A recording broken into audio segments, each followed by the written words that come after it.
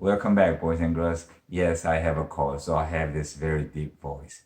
But anyway, last Wednesday I wanted to go out hunting, finish up my archery season, but it was just way too hot. The temperature went up to 70s. So instead, I went to the range, sighted in my muzzleloader, 50 caliber CVA, and Saturday was the first day of the muzzleloader season, last Saturday, but it rained, and then Monday, which is yesterday, it rained again. I mean, it was raining pretty hard, very hard actually. And it rained again today. And tomorrow is supposed to be the first day. We're gonna have some a break from the rain. So I'm going out there tomorrow morning. And today is Tuesday, uh, November 6th. And tomorrow we have a sunrise at 6:44. So we could legally hunt from 6:14.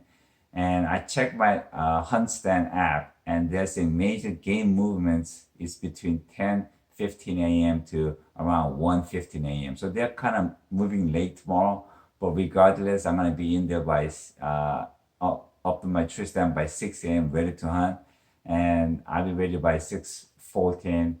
And if I get something early, it'd be great. If not, I might sit here at the lunchtime.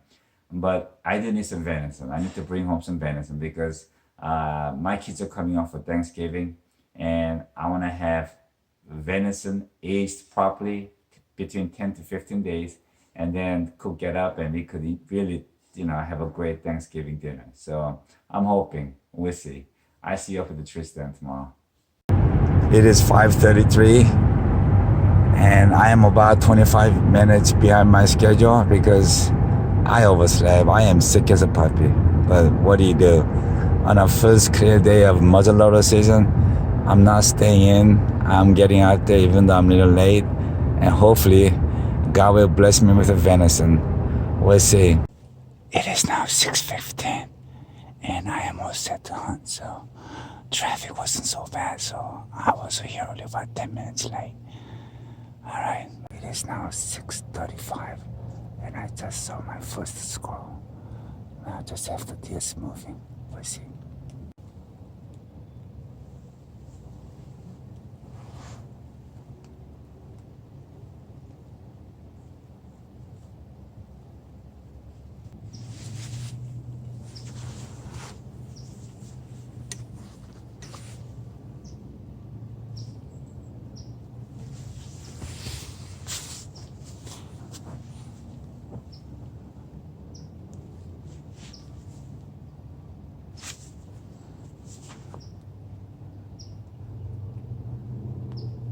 Meh. Meh.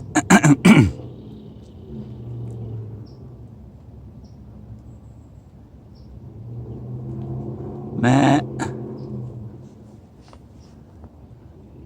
Meh.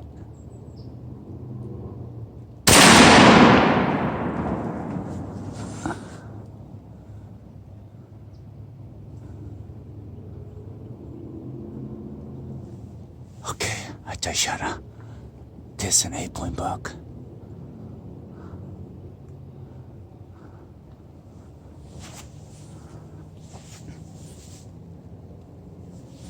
Oh man, that happened really fast. I was looking to see if it wasn't 6-point. I don't want to shoot anything that's 6-point, but that looked like an 8-point to me. So, and it had a big, huge body, so I know it's a mature buck. Oh my God, I just shot a mature buck. He's 650 now, and he was just cruising, looking for a doe. I hit him stop right in front of me, about 30 yards. I hit him right on the heart. I pulled the trigger. I saw him going up the bank, and he flipped over about 30, 40 yards. So I know it's a very good shot. The antler wasn't really big, but this was a mature buck, and anything that's a mature buck or nice doe, it's all fair game. Oh man, yes, I still got the shakes. Okay, I'm gonna reload, and I'm gonna hopefully see another doe. No more bucks for me today. We could shoot up to 2 deers a day, so we'll see. All right. Man, that happened really fast. This morning was really quiet. I was keeping my eyes open, and when that buck started walking in, I knew he was a pretty decent sized buck, but I didn't know how big he was. But he was coming in with his shoulder up, his neck swollen up, and he had the stiff leg, and he was determined to find himself a doe. And when he was walking in, I wasn't sure if he was a 6 point buck. So when I stopped him the first time, even though it sounded kind of funny, it wasn't even easy to stop him. He was like, I had to practically cough at him or even kind of like make a lot of noise to stop him. But anyway, when I stopped him the first time, that's when I checked out his antler and I knew he was an 8 point buck. And I saw his body. He had a really nice mature body on him. So I decided to shoot him. So when I stopped him the second time, that's when the magic happened. And I tell you, man, I am happy now. Okay, I am still a little shaking, but right now it's 7:05, and I'm not gonna get greedy. That mature buck is more than enough for me to handle by myself today. I am sick, and I'm hunting by myself today. So dragging that sucker up by myself is gonna be a lot of work. And in Virginia, you're required to have orange cap during the muzzleloader season. But having the orange cap on me, every time I make a movement, deer tend to bust me. So uh, the Virginia law requires you to have the orange cap that can be seen at all directions. So what I do is I have my orange cap on my rifle rest so that it could be seen at all directions, but I won't get caught moving around with it. So this is what I have on. Oh man, that happened really fast. I'm still shaken up. Uh, I haven't shot a buck in probably past 3 4 years. It was always a doe, a small spike, uh, uh, medium-sized deers because I'm a meat hunter, and I haven't seen any mature buck that I really want to take. But it didn't have a big antler, but had a huge body, and his back was sacking down. So uh, I know this was a mature buck, so I was more than happy to take it. I just hope my wife will be happy because she prefers though. Because she does all the cooking, she wants what's really good to eat. But I'm hoping it's still a pre-rut, so I'm hoping that it won't stink so bad. But I have to make sure that I remove the tarsal gland, uh, before I drag it out. I want to make sure I get all the stink out of him. So I'm not gonna wait any longer. It's been about 15, 20 minutes since I shot him. I saw him flip about 30 yards, so I know he didn't go anywhere. It was a very good shot. My crosshair was right at the heart, so I'm hoping it was a hard shot, or I'm sure it was a very fatal shot, so I'm not even worried about it. But let's go and take a look. And a couple other things I want to tell you. I always carry a small vice grip so I can make adjustment on my rifle rest, so that having a solid rest to shoot on is crucial when you're hunting, because when you have the shakes and you're all excited and all confused, having a movement can be a very, very bad thing. So try to make everything solid as possible, then it will increase your chance of hitting a deer, making a good shot increases tremendously. So all right, I'm gonna shut up now and let's go take a look. Oh man, I'm excited.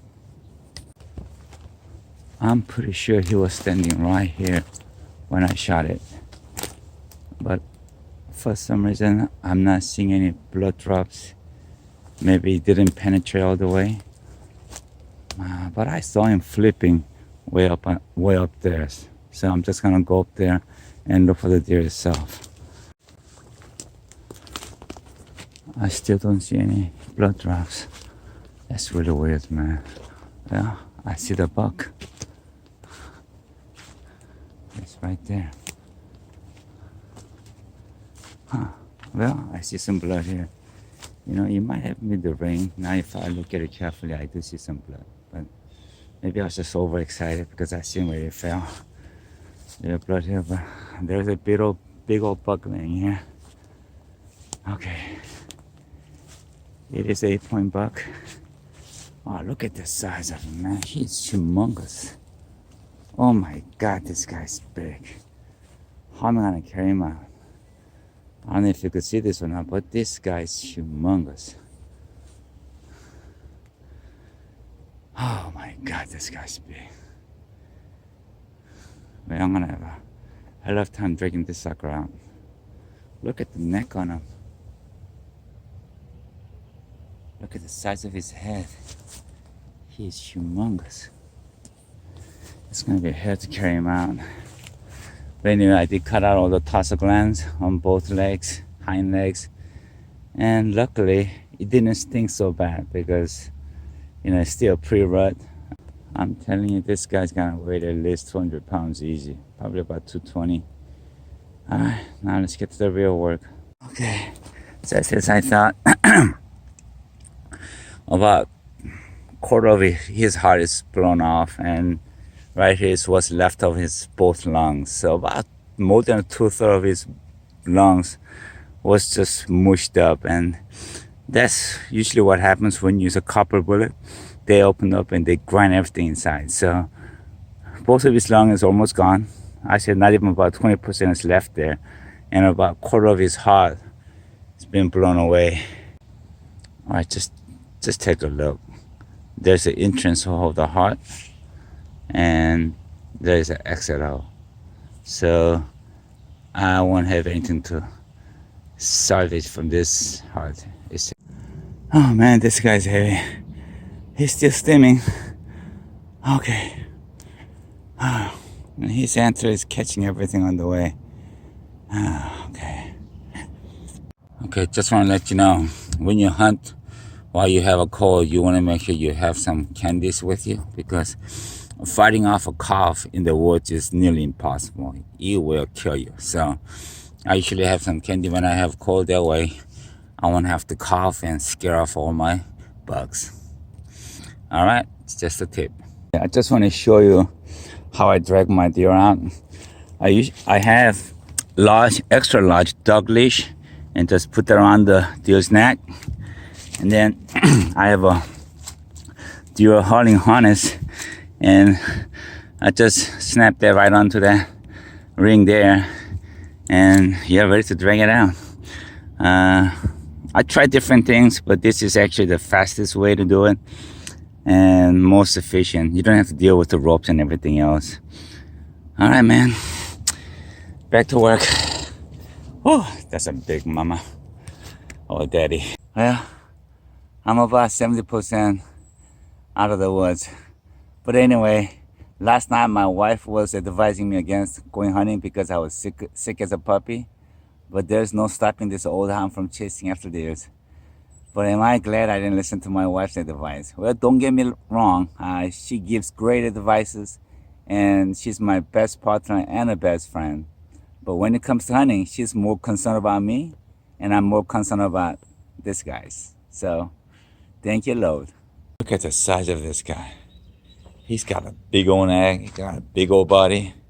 I'm telling you, this buck is white as my forerunner, and this guy's a heavyweight, man. Even after that field dressing, I'm telling you, this guy weighs way over 200 pounds. I had a hell of a time dragging this guy out. His antler is not huge, but it's very nicely symmetric. It's beautiful, so I'm happy with that.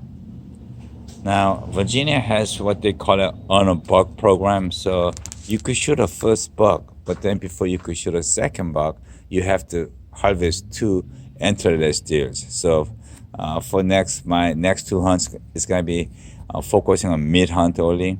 My beautiful wife had latte ready for me, and also homemade oatmeal and raisin cookie, one of my favorites. So I'm gonna enjoy my cookie with my coffee and then get back to work. Okay, just to show you how big this guy is, I'm 5'10" and a half, and this guy's humongous. I'm telling you, this guy weighs probably about 250 even after the field dressing. I mean, he's got a big old body on him. His neck, I can't even get my hands around him. I mean, I barely got the rope around his neck. And his body, this is definitely a mature buck. Okay, let me show you the entrance. So if this buck was standing like this, so right there is the money shot. That's the hard shot. So that's the entrance. It's a very small hole, probably the size of a dime. And this over here is the exit side, and that's the exit hole right there. Even here, it's not a big old hole. It's probably the size of $1. Now, the good thing about copper bullet is that they don't get fragmented. So entrance hole and the exit hole is both very small, as I've shown you before. So they don't leave a lot of blood trail, but usually they do leave a, enough blood trail. But I think today I was a little too excited. I knew where he fell, so I just went straight for the butt. But anyway, but what happens is that when the copper bullet opens up inside, it doesn't get fragmented, but it opens up and it starts grinds everything inside, just like a grinder. So as I've shown you on the field, about 80% of his lungs were completely gone. It was like smoothie. And as you see in the heart, entrance and exit hole in the heart, about half the heart was damaged pretty bad. So I didn't bother bringing it home with me. My wife would not be happy with that ugly looking heart. So, but anyway, I thought I'd show it to you. But this guy didn't run 30 yards. He ran and he stopped like something wasn't right. And then I saw him flip. My voice still sounds funny because I have a cold. But anyway, and then I just saw him flip. So from my experience, when I shoot a deer with a copper bullet, I don't really have to be concerned about finding a blood trail because I usually see them flipping within a sight. So I know where they fell. But again, it doesn't leave a big hole. And another thing is that with a copper bullet, there's less meat damage, and there's no lead in it. So that's another, good thing about it. So I thought I'd show it to you. Okay, look at all the meat that came out just on the neck. That's a lot of meat. So, the meat from the neck makes great stew meat, burger, ground meat. And, I also want to show you the color of the meat. It's nice and pink. It's not dark red. The reason being is that this buck bled a lot. That's another good thing about copper bullet. They're so devastating. When I was field dressing him, this guy's thorax cage was filled with blood. I mean, when I opened him up, it just gushed out. So a lot of bleeding inside means less gamey taste. So the meat will be much better than, if the deer didn't bleed a lot. So I want to just show you the color of the meat. It's nice and pink. And before I take the backstrap out, I like to expose everything. That way I could get the most out of the backstrap. And I don't like the fat, so I'm gonna cut all the fats out. And if you're kind of curious how I field dress a deer in 3 minutes or process a deer in 20, 30 minutes after the hunt, you could see my other videos. I also want to show you the back straps. I got a lot of back strap out of this big buck, and even the back straps are nice and pink, and also the tenderloin, good size tenderloin. Okay, I am done processing the deer, and I got all the trash in my rack now. I'm gonna go dump it out. And I also want to show you every aspect of the hunt, because when I watch your hunting video, after I watch it, I have a lot of questions. So in my videos, I try to answer all my questions. So hope this will help the new hunters. Okay, here's the antler. I just kind of want to show you how I like to mount my bucks. I saw it off right here at the base of the antler and come all the way out to the eye, and that's the nose.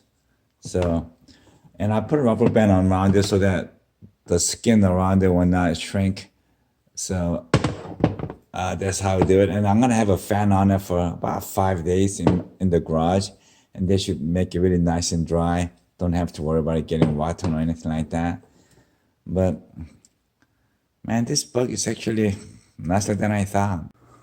Okay, I want to kind of show with you on my setup with my muzzleloader rifle.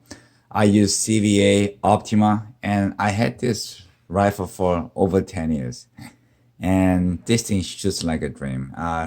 50 yards to 100 yards, I have no problem hitting bullseyes. And I have a lupo scope mounted on it. And this lupo scope actually costs more than the rifle itself, but you do have to have a good set of scope. And as you can see, this scope could dial up to power 12, but I had it down all the way to power 4 this morning. And as for the bullet, I am using a power belt. Okay, let me show you. Okay, power belt, and this is a copper bullet. And I told you about the copper bullet, and this is what it looks like.